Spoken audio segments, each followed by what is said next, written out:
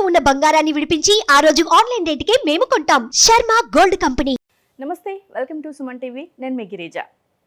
ప్రముఖ జ్యోతిష్య వాస్తు పండితులు, జ్యోతిష్య శిక్షణ నిపుణులు, అలాగే లలితాదేవి ఉపాసకులు బ్రహ్మశ్రీ నానాజీ పట్నాయక్ గురువు గారు మనతో పాటు ఉన్నారు. వారితో మాట్లాడి ఈ డిసెంబర్ మాసంలో ద్వాదశ రాశుల వారికి ఎలా ఉండబోతుందో అనే విషయాల్ని తెలుసుకునే ప్రయత్నం చేద్దాం. నమస్కారం గురువుగారు. గురుగారు, డిసెంబర్ నెలకు సంబంధించి వృషభ రాశి వారికి ఎలా ఉండబోతుంది, వారు ఎలాంటి పరిహారాలు చేసుకుంటే మంచిది అంటారు గురుగారు, వివరిస్తారా? తప్పకుండా అమ్మ. మనకి వృషభ రాశి ఆ వృషభ లగ్నానికి శుక్రుడు అధిపతి 3వ తేదీ వరకు 8వ స్థానంలో ఉండి దాని తర్వాత 9లోకి వెళ్తున్నాడు. అంటే వీళ్ళు ఏదైనా రీసెర్చ్ రిలేటెడ్ చేయాలి అనుకుంటే 3వ తేదీ లోపలే పనికి వస్తుంది వీరికి. 3వ తేదీ దాటిన తర్వాత ఏంటంటే కాస్త లాంగ్ జర్నీస్ ఎక్కువగా ఉంటాయి. పిహెచ్డీస్ ఇట్లాంటి వాటికి 3వ తేదీ లోపల బాగుంది. దాని తర్వాత హైయర్ ఎడ్యుకేషన్ కూడా కొంతవరకు బాగుందని చెప్పుకోవచ్చు. పుణ్యక్షేత్రాలకు వెళ్ళడం ఇట్లాంటివన్నీ జరుగుతాయి వీళ్ళకి ఈ నెలలో. థర్డ్ తర్వాత చూసుకుంటే ఇక ఫినాన్షియల్ మ్యాటర్స్ ఎట్లా ఉన్నాయి ఏమిటి వృషభం వారికి అని చూసుకున్నట్లయితే కొంచెం ఈ ధనాధిపతి ఎప్పుడైతే కుజరాశుల్లో ఉండి కుజుడు నీచబడ్డాడు, కొంచెం కుటుంబ వ్యవహారాల్లో చిన్న చిన్న డిస్టర్బెన్సెస్. ఎందుకంటే మూడో స్థానంలో కుజుడు ఉన్నాడు కదా, కమ్యూనికేషన్ హౌస్లో ఉన్నాడు. అది కూడా అన్నదమ్ముల స్థానం కాబట్టి కాస్త అన్నదమ్ములతో చిన్న చిన్న గొడవలు ఏదైనా కమ్యూనికేట్ చేస్తే ఇప్పుడు ఎలా ఉంటుందంటే టైం బాగున్నప్పుడు మనం జోకేసిన నవ్వుతారు, టైం బాగోకపోతే ప్రతిదీ గొడవ సీరియస్ అవుతూ ఉంటాయి. సో ఈ 3వ స్థానంలో ఉన్నటువంటి శని కుజుడు ఎవరైతే ఉన్నారో శనిని వీక్షించడం వల్ల వీళ్ళు కొంచెం ఏదైనా ఇంటర్వ్యూస్కి వెళ్ళేటప్పుడు కానీ ఒక కమ్యూనికేట్ చేసేటప్పుడు కానీ దశమ స్థానంలో ఉండే శని మీద కుజుడు దృష్టి ఉన్నందుకు దీని యొక్క ప్రభావం అనేటువంటిది పడుతూ ఉంటుంది. కాబట్టి ఏంటంటే వీళ్ళు కొంచెం ఈ ఉద్యోగ సంబంధించిన విషయంలోని, అన్నదమ్ముల విషయంలోని, ఇంటర్వ్యూస్కి వెళ్ళేటువంటి విషయాల్లోని కొంత జాగ్రత్త వహిస్తూ ఉండాలి. గురుగారు, మరి వ్యాపారస్తులకు ఎలా ఉంటుంది? వ్యాపారస్తులకు కనుక చూసుకున్నట్లయితే బాగానే ఉంటుందని చెప్పుకోవచ్చు. దానికి ఏం ప్రాబ్లం లేదు. ఎందుకంటే లాభంలో రాహు ఉన్నాడు అండ్ 7th హౌస్లో రవి ఉన్నాడు. అది కాకుండా వీళ్ళు ఈ 7th హౌస్లోకి ఎప్పుడైతే సన్ వెళ్ళాడో ఇది కొంచెం వీళ్ళ జీవిత భాగస్వామి కూడా ఏదైనా ఉద్యోగ అవకాశాలు వచ్చేలా చేస్తుంది ఈ కాంబినేషన్ అనేది. విద్యార్థులకు ఎలా ఉందంటారు గురుగారు? విద్యార్థులకి ఏదైనా రీసెర్చ్ రిలేటెడ్ చేసేటువంటి వారికి బాగుంది. ఎందుకంటే విద్యాస్థానాధిపతి వెళ్ళి వృశ్చిక రాశిలో ఉన్నాడు కదా, అందుకని వారికి బాగుంది. ఓకే గురుగారు, అయితే ఈ రాశి వారు ఎలాంటి దోషాలు కానీ జరగకుండా ఉండాలి అని అనుకుంటే ఎలాంటి పరిహారాలు చేస్తే మంచిది అంటారు? ఫస్ట్ ఆఫ్ ఆల్ ఏంటంటే అమ్మ, పరిహారం అనేటువంటిది పంచమ స్థానాన్ని బట్టి తీసుకోవాలి. వీళ్ళకి పంచమ స్థానంలో కేతు ఉన్నాడు. కేతు ఉంటే ఏంటంటే కేతుకు అధిష్టాన దేవత గణపతి. సో గణపతి యొక్క ఆరాధన ఎక్కువగా చేస్తుండాలి.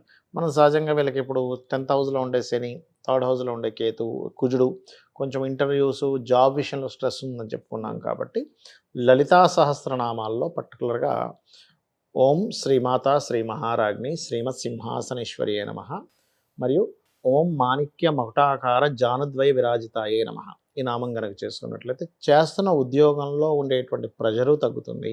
ఎట్ ద సేమ్ టైం కొత్త ఉద్యోగం రావడం జరుగుతుంది. ఓకే గురుగారు, ఓవరాల్ గా అందరూ కూడా లలిత సహస్రనామంలో మీరు చెప్పిన నామము ఈ పర్టికులర్ ఈ లగ్నం వారు ఓకే గణపతిని లలిత, దీంతో పాటు ఇంకొంచెం ఎక్కువ ప్రెజర్ ఉందనుకోండి, నవగ్రహాల్లో కుజ శని రాహుకేతు గ్రహాల దగ్గర దీపారాధన చేయడము, కాస్త గోవులకి క్యారెట్స్ బెల్లం తినిపించినట్లయితే కూడా బాగుంటుంది. ఓకే గురుగారు, గోచార ఫలితాలు చెప్పారు కదా, ఈ ఎఫెక్ట్ మాత్రమే ఉంటుందా, వేరే ఇంకేదైనా ఎఫెక్ట్ కూడా ఉంటుందా మనిషి మీద? మెయిన్గా ఏంటంటే అమ్మా, గోచారం అనేటువంటిది కాలం లాంటిది. అంటే ఎలా అంటే ఇప్పుడు మీరు చిన్న ఎగ్జాంపుల్, ఇక్కడ నేను స్టూడియోకి వచ్చాను. స్టూడియోకి వచ్చే ముందు ఇంటి దగ్గర బయలుదేరేటప్పుడు ఒక గంటలో వచ్చేస్తాను అనుకున్నప్పుడు ట్రాఫిక్ జామ్ అయింది అనుకోండి, ఏమవుద్ది, గంటన్నర పట్టొచ్చు. అంటే ఏమిటి, నా ప్రమేయం లేకుండా బయట ట్రాఫిక్ అనేటువంటిది ఎక్కువ ఉన్నప్పుడు నేను 1 అవర్ పట్టే టైము 1.5 అవర్ పడుతుంది. అలాగే ఇక్కడ ఏంటంటే ప్రతి మనిషి యొక్క జీవితం అనేది అతని జన్మజాతకము గోచారం అని 2 ఉంటాయి. గోచారం అంటే ఇప్పుడు తిరిగే గ్రహాలు, జన్మజాతకం అంటే ప్రస్తుతం. జన్మజాతకం అంటే నేను పుట్టినప్పుడు ఎవరికి వాళ్ళు పుట్టినప్పుడు ఉన్నటువంటి లగ్నం ఏంటి, గ్రహాలు ఏమిటి, ఇవన్నీ ఎలా వస్తాయి అంటే వీళ్ళు పూర్వజన్మల్లో చేసుకున్న కర్మని బట్టి ఎగ్జాక్ట్లీగా ఆ టైంలో పుడతాడు జీవుడు. ఇంకా అందులో డౌట్ ఏం లేదు. పర్ఫెక్ట్గా ఏ టైంలో పుట్టాలో, వాడికి ఏ రుణాలు ఉన్నాయో, ఏ రుణాలు తీర్చుకోవాలో అవన్నీ తీర్చుకోవడానికి పుడతాడు.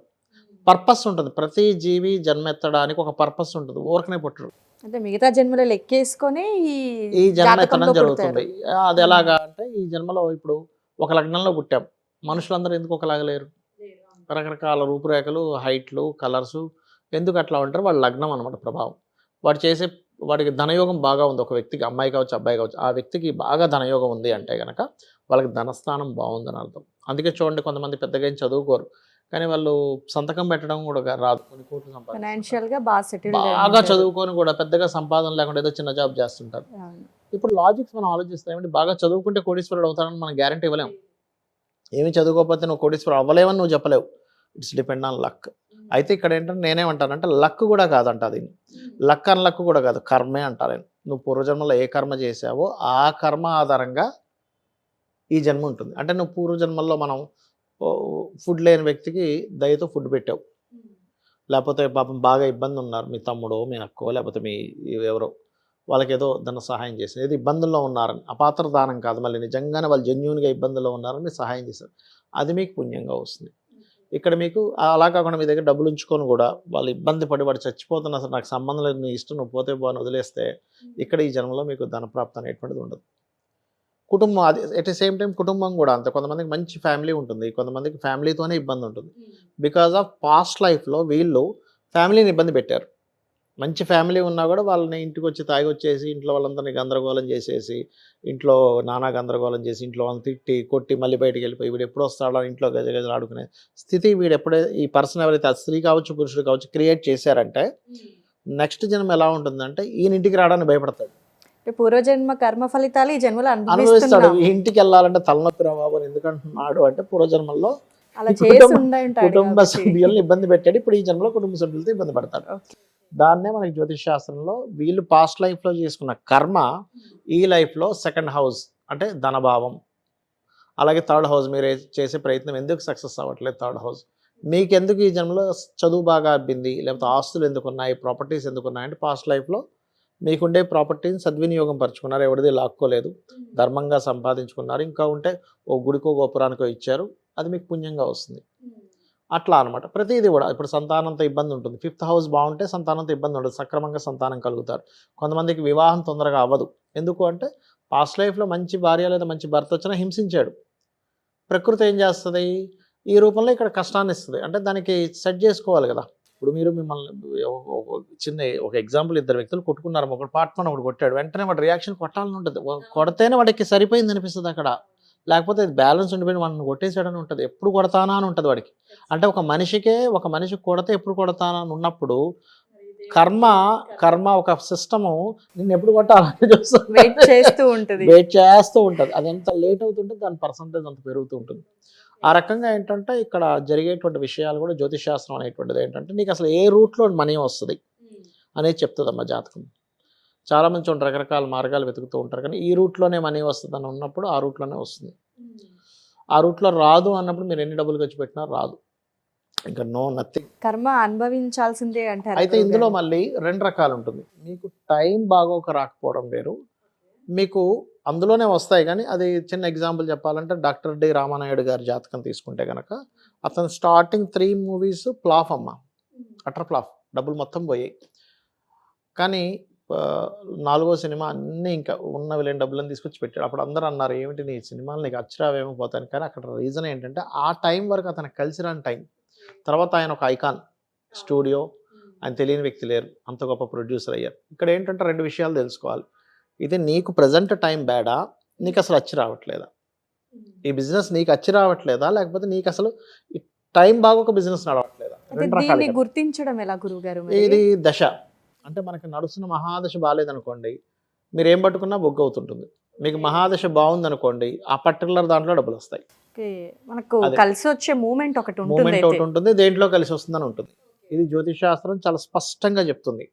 అలాగే ఉద్యోగం విషయం అనుకోండి, ఇక్కడ చేస్తే మంచిదా విదేశాల్లో చేస్తే మంచిది, ఏ ఫీల్డ్లోకి వెళ్తే మంచిది, చిన్నపిల్లల జాతకాలు తీసుకొని మనం చెప్పొచ్చు వీళ్ళని ఈ ఫీల్డ్లో చదివించండి, ఆటోమేటిక్గా వీళ్ళకి బాగుంటుంది. ఇప్పుడు న్యాచురల్గా మనం క్యాజువల్గా విద్య నేర్చుకోవడం వేరు, ఒక ఫ్లూటో లేకపోతే ఏదో సరదాగా నేర్చుకునే విద్యలు వేరు, మీరు ప్రొఫెషనల్గా అందులో అవ్వాలన్నప్పుడు దానికి ఫైనాన్షియల్ లింక్ ఉంటుంది ఖచ్చితంగా. ఆ ఫైనాన్స్ దాని మీద వస్తుందా లేదా, మీకు జీవనోపాధిగా నేర్చుకునే విద్యలు వేరు ఉంటాయి, సరదాగా నేర్చుకునే విద్యలు వేరు ఉంటాయి. సరదాగా మీరు చూసుకోక్కర్లేదు, సరదాగా నేర్చుకుంటారు, బట్ జీవనోపాధిగా ఉండే విద్య ఏదైతే నేర్చుకుంటారో అది మీకు లైఫ్ని ఇస్తుంది, అది మనం తెలుసుకోవచ్చు. అదేవిధంగా చాలామంది చేసే మిస్టేక్స్ ఏంటంటే ఇవాళ రేపు ఎందుకు విడాకులు అవుతున్నాయంటే, ఒకటి వాళ్ళ జన్మజాతకాలు 2 మ్యారేజ్ యోగం ఉందని చూసుకోరాలు, చూసుకొని అర్క వివాహమో కుంభ వివాహమో చేసుకుంటే ఆ దోషం పోయి నార్మల్గా చేసుకునే వివాహం డిస్టర్బెన్స్ రాదు. అలాగే రైట్ టైంలో చేసుకోరు, అంటే ఉదాహరణకి ఇప్పుడు 2026లో వివాహం ఉందనుకోండి, 2023లోనే బలవంతంగా చేసేస్తారు. అక్కడ టైం అక్కడ అసలు అది టైం కాదు. టైం కానప్పుడు మీకు ఎట్లా అంటే ట్రైన్ పలానా టైంకి వస్తుంది, మీరు వెళ్ళి ప్లాట్ఫామ్ మీద నిలబడ్డం తప్పితే ట్రైన్ రాదా? రాదు, అది వచ్చే టైంకి అది వస్తుంది అది అంతే. ఎట్లా వస్తుందో మీరు రాని సమయంలో చేయడం. ఇంకోటి ఏంటి, అది ఎట్లా ఉంటుందంటే, ఇంకా కరెక్ట్ ఉదాహరణ చెప్పాలంటే, ఆల్రెడీ ఫుల్గా ఫుడ్ తినున్నాడు వ్యక్తి, ఇంకొంచెం ఫుడ్ తినిపించారు, బయటకు వస్తుంది అది. ఇది ఎట్లా అయితే బయటకు వస్తుందో ఆ వ్యక్తికి కూడా అది కలవక విడిపోతారు. బికాజ్ ఆఫ్ ఇంకొన్ని కేసెస్లో ఎలా ఉంటాయంటే, విడిపోయే యోగాలు లేనప్పుడు భర్త ఒక దగ్గర, భార్య ఒక దగ్గర ఉండడం, ఇవన్నీ జ్యోతిషాస్త్రంలో ఉంటాయి. ఇన్వెస్ట్మెంట్స్ కావచ్చు, విదేశాలు కావచ్చు, ఇవన్నీ ఉంటాయి. ఖచ్చితంగా అయితే జ్యోతిష్య పరంగా చూసుకొని వెళ్తేనే మంచిది ఖచ్చితంగా అంటారు. ఉంటాయమ్మా, అవన్నీ 100% ఉంటాయి. మరి ఈ గోచారం ఎందుకు చెప్పుకుంటున్నాము అంటే, మీ ప్లానింగు ప్లస్ బయట ఉండేటువంటి ఏదైతే గోచారం అంటే బయట ఉండే గ్రహాలు ఏం చెప్తున్నాయి, ఈ రెండింటిని మ్యాచ్ చేసుకుంటున్నాం. అంటే ఎలా అంటే, ఇప్పుడు మీరు ఒక బ్యాగ్స్ అమ్మే షాప్ పెట్టుకున్నారు, లేకపోతే యూనిఫామ్స్ అనే షాప్ పెట్టుకున్నారు. ఎప్పుడు అమ్మాలి? మీరు మే లోపల అమ్మాలి. అంటే జనవరి ఫిబ్రవరిలో అమ్మితేనే మీకు అది అమ్ముడుపోతుంది. మీరు మే తర్వాత జూన్లోను జూలైలో అమ్ముదామంటే కూడా వండు. అప్పటికి అయితే ఫిల్ సీజన్ అయిపోయి అయిపోయింది, ఉంటుంది, సీజన్ అయిపోయింది కదా. అంటే టైంని ఎట్లా మనం క్యాలిక్యులేట్ చేస్తున్నామో, బయట ఉండే వాతావరణాన్ని, మార్కెట్ని తెలుసుకునేది గోచారం. మీ ఇండివిజువల్గా ఉండేటువంటిది మీ జన్మజాతకం. ఈ రెండు డిఫరెంట్ థింగ్స్ బట్ మ్యాచ్ చేసుకొని చూసుకోవాలి. అది. సో అది కుదురుతుంది అంటారా గురుగారు? అంటే బయటది కానీ మన పర్సనల్ది అది రెండింటిని డేటా అది కూడా డిపెండ్ ఆన్ వాళ్ళ కర్మ, వాళ్ళకి తెలుసుకునే యోగం ఉండడం. చాలామంది దగ్గర దాకా వచ్చి మళ్ళీ వెనక్కి వెళ్తూ ఉంటారు, తెలుసుకోవాలనుకుని మళ్ళీ ఇదవుతూ ఉంటుంది. వాళ్ళ కర్మ మీద కూడా ఆధారపడుతుంది. ఓకే గురుగారు, Yeah. చాలా చక్కగా వివరించారు. మిగతా విషయాలు కూడా Yeah. మా కోసం, మా ప్రేక్షకుల కోసం మాతో షేర్ చేసుకున్నారు. ధన్యవాదాలు గురువు గారు. శ్రీమాత్రే నమః.